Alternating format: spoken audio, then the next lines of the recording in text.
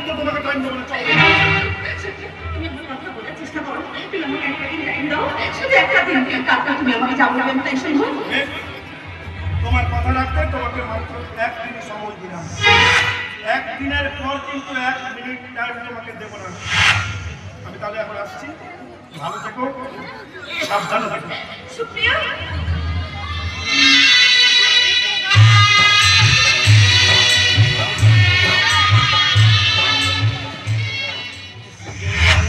সুপ্রিয়া আমাকে ভীষণ ভালোবাসি, আর আমিও সুপ্রিয়াকে আমি মন প্রাণ দিয়ে ভালোবাসি।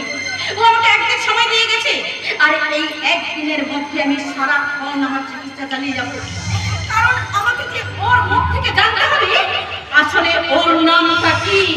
সত্যপ্রিয় সেন, বাড়ি ৭১ নম্বর টালিগঞ্জ লেন, কলকাতা। ছোটবেলায় মা আদর করে ডাক্তার সত্যু বলে। তার মানে তুমি সম্পূর্ণ সুস্থ। আমি জিতে গেছি, আমি জিতে গেছি। আমার ডাক্তারের জীবনে এটা চরম সাফল্য। এই জানো, সরি জানেন আপনার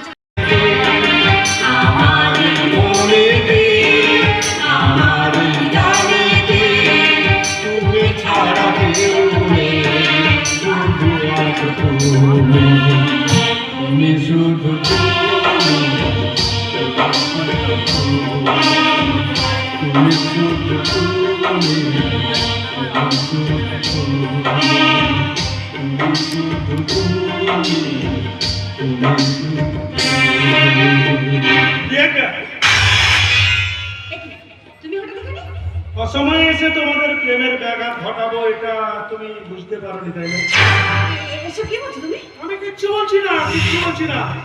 একটা পাগলের সঙ্গে এইভাবে প্রেম নিবেদন করতে তোমার লজ্জা করে না? ভদ্রভাবে কথা বলার চেষ্টা করো। ভদ্রভাবে কথা বলছি প্রিয়াঙ্কা। একটা পাগলের চিকিৎসার নামে এইভাবে ব্যভিচারে লিপ্ত হতে তোমার বিবেকে বাঁচছে না? তুমি কি তোমার ধৈর্যের সীমা ছাড়িয়ে যাচ্ছ? ধৈর্যের সীমাটা আমি ছাড়িয়ে যাচ্ছি না। ধৈর্যের সীমাটা ছাড়িয়েছ তুমি তুমি তুমি তুমি আমাকে বাদ দিয়ে গোপনে একটা পাগলের সঙ্গে এইভাবে খেলা করতে তোমার তোমার লজ্জা করছে না? বলতে বলতে তুমি অনেক কিছু করে ফেলেছো। শোনো, আমি একজন ডাক্তার, আর ডাক্তার হয়ে আমার পেশেন্টকে সুস্থ করার জন্য যা যা করার দরকার আমি তাই তাই করেছি।